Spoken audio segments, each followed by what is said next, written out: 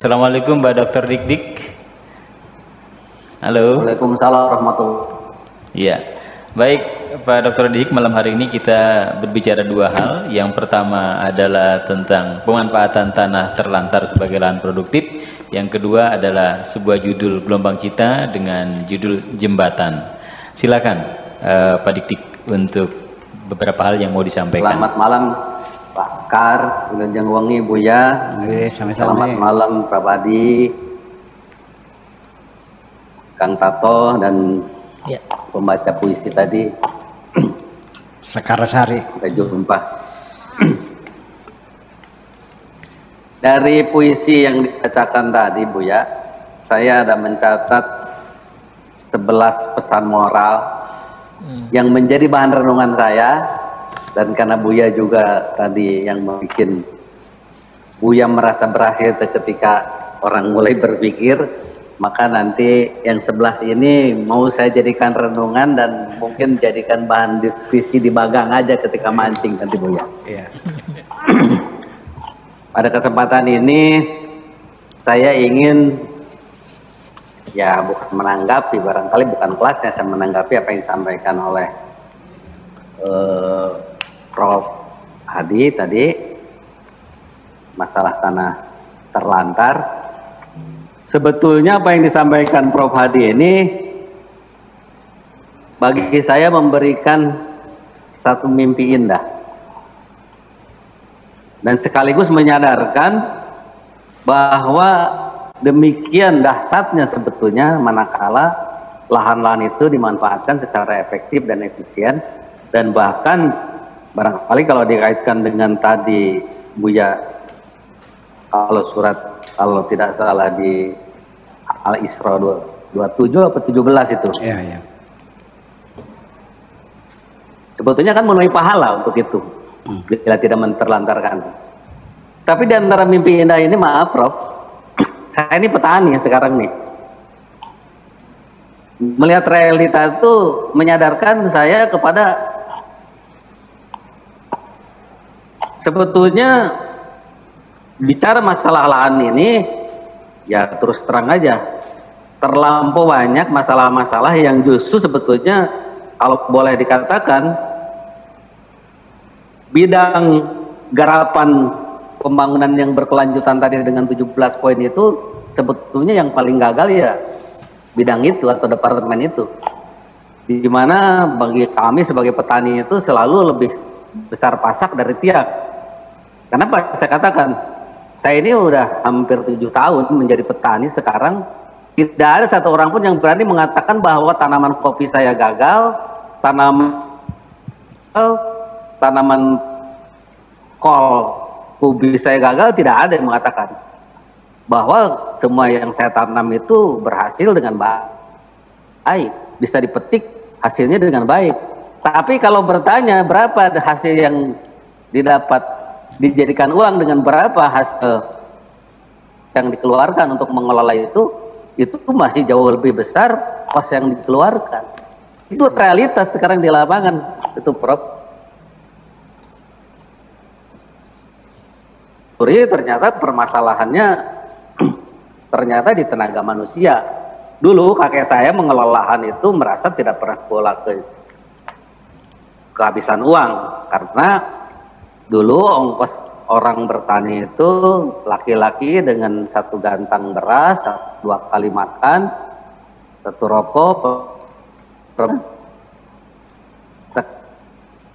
di ladang itu laki-laki udah 100.000, perempuan 50.000. Kalau dikalikan untuk beras atau padi berapa kilo, jadi sangat tidak memadai.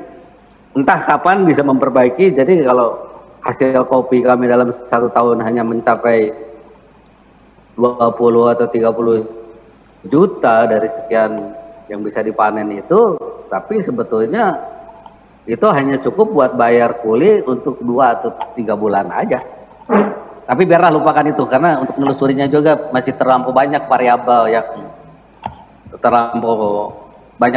yang harus menjadi atensi atau menjadi bidang kajian masalah kegagalan petani kita, sehingga kita selalu tidak berdaulat dengan pangan. Cuma saya tertarik dengan apa yang disampaikan Buya tadi, bahwa ketika menterlantarkan pemberian Tuhan itu, pemberian Allah itu menjadi saudaranya setan, Buya. Tanya, apakah yang mengurus dan memberi, membuat masalah-masalah yang setelah urus atas pemberian Tuhan itu apanya setan? Jadi apakah saudara, apa tetangga, apanya setan? Itu yang saya ingin tanyakan ke Buya. Dan kalau ada, mohon juga dalilnya. Kenapa? Terus terang aja, kami itu 34 tahun menggeluti pekerjaan yang dihadapkan pada pemadam kebakaran atas yang tidak berkesudahan. Terus sampai pertumpahan darah, contoh kasus Cinta Manis, kasus Mesuji, itu kebetulan saya ketika itu sedang menjabat di sana sebagai penanggung jawab. Kita selalu dengan sombong mengatakan negara kita negara hukum, selesaikannya dengan hukum. Padahal sendiri tidak mampu ngomong kok selesaikan dengan hukum tuh. Dan pengalaman saya 30 tahun menyelesaikan sengketa tanah, tidak pernah ada yang bisa diselesaikan dengan hukum. Semuanya hanya bisa dengan win-win solution, kalaupun ada, kalau masing-masing rela. Tapi kalau sama-sama bertahan, lebih bagus menumpahkan darah. Karena apa? Salah urus dari para pejabat-pejabat belasan atau puluhan tahun yang lalu. Contoh dalam memberikan batas-batas tanah yang tidak akurat, tidak menggunakan koordinat. Contoh PTA menggunakan sekian ribu hektar, batas-batasnya ini. PTB sekian dan sekian. Dua-dua udah dijaminkan ke bank, dan itulah perbedaannya barangkali petani zaman nenek moyang kita dengan petani sekarang. Nenek moyang kita dulu bertani, nyari uangnya tuh nunggu panen. Petani sekarang, petani-petani yang berdasi, yang bertahta di Jakarta itu, nyari uangnya sebelum kerja. Jadi begitu dapat legalitas tentang lahan itu, mereka ngajukan kredit. Dan ketika yang diajukan kredit itu lahan A dan tumpang tindih dengan lahan B, daripada dia dipersalahkan oleh banknya, maka dia lebih bagus mengerahkan massa yang terjadi pertumpahan darah. Itulah sengketa yang tidak berkesudahan. Sehingga kalau mengatakan selesaikan negara kita dengan hukum tuh saya malu hati.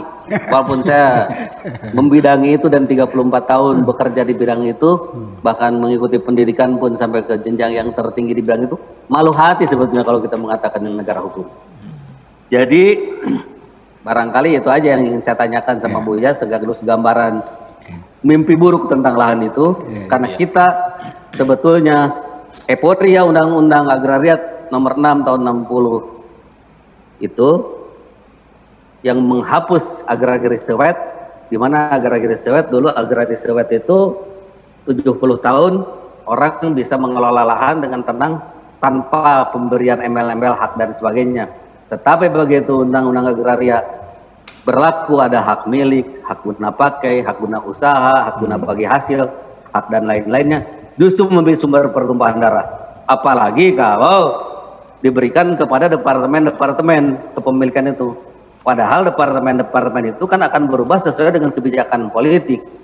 Contoh, satu lahan misalkan dulu dikasihkan ke Departemen Hankam ketika polisi berada di bawah Hankam.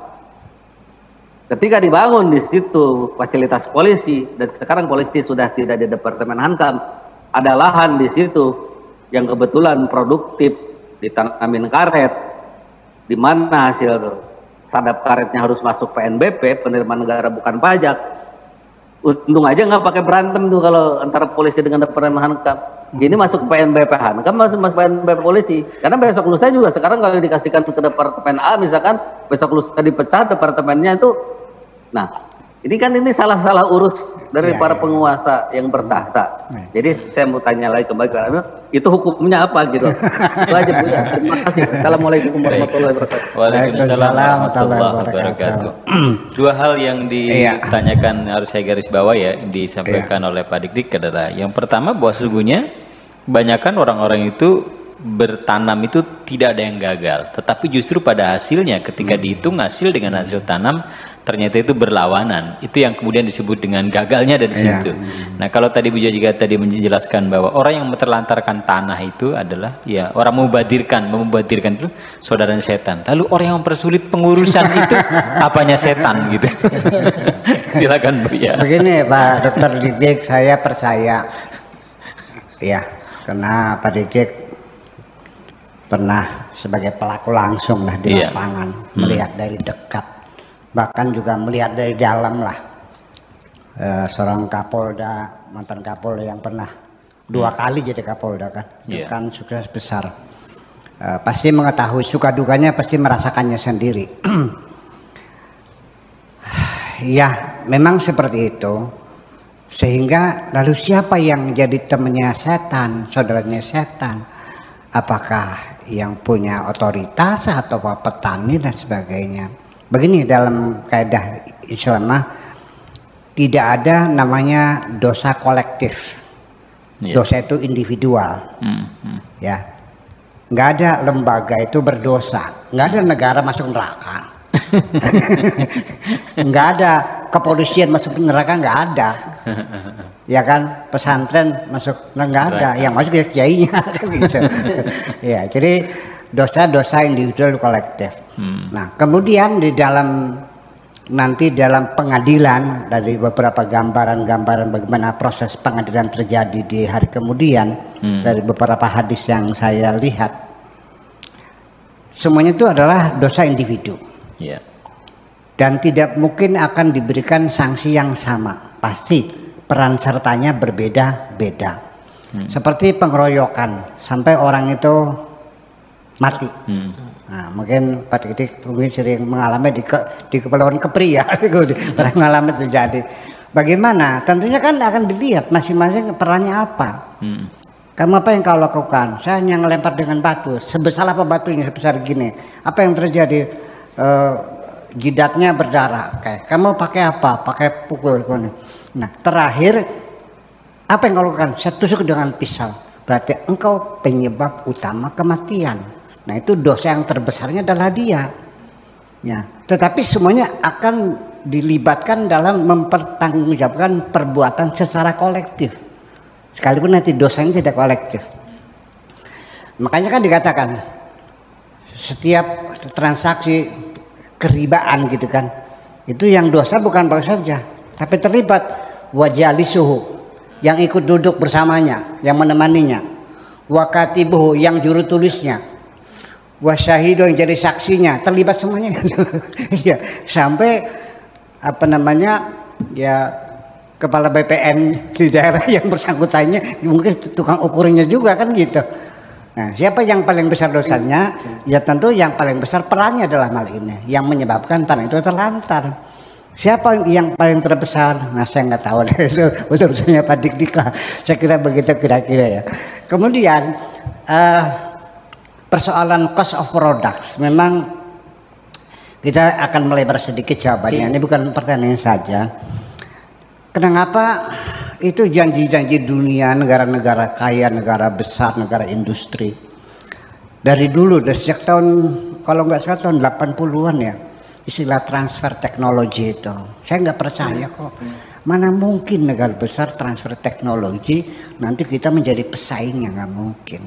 Sehingga yang terjadi apa? Yang ditransfer itu adalah teknologi yang jadul ya. Nah, ya kenapa demikian? Investasi masuk, tapi coba cermati di sektor apa investasi dari luar dimanfaatkan di negeri kita ini.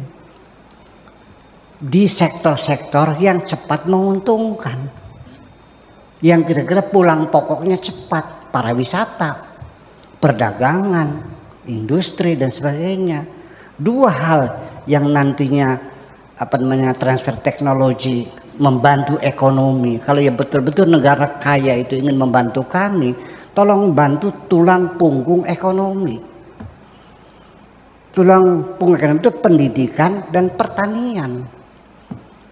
Nah, terkadang sendiri kita ketika kita amplah ke bank pinjaman untuk pertanian dan pendidikan ini agak sulit. Yang cepat itu perdagangan, cepat sih. Nah, sehingga jadi apakah bank juga berpikir masalah profit oriented ataukah pelayanan umat? Saya nggak tahu itu bagaimana. Ya kan begitu. Sebab kalau pendidikan itu pulang pokoknya 20 tahun Pak Didik. 20 tahun pulang pokok. Saya investasi ratusan juta sekarang nih. Kapan pulang pokoknya nggak tahu, mungkin 10 juga nyampe, tapi ya saya sudah niatin ingin berikan kesempatan masyarakat sekitarnya sudah bisa makan, itu aja lah. Jadi saya niat ibadah aja lah gitu. Mungkin yang paling indah solusinya, sebelum kita bisa memanfaatkan teknologi 4.0 ya, coba kita ikhlaskan hati kita untuk beribadah sajalah. Ibaratnya seperti gitu. Jadi ibaratnya seperti kakek-kakek umur 90 tahun nanam kelapa. Ditanya oleh tetangganya, nanam apa? Kelapa. Kapan mau ngunduhnya? Buat anak cucu.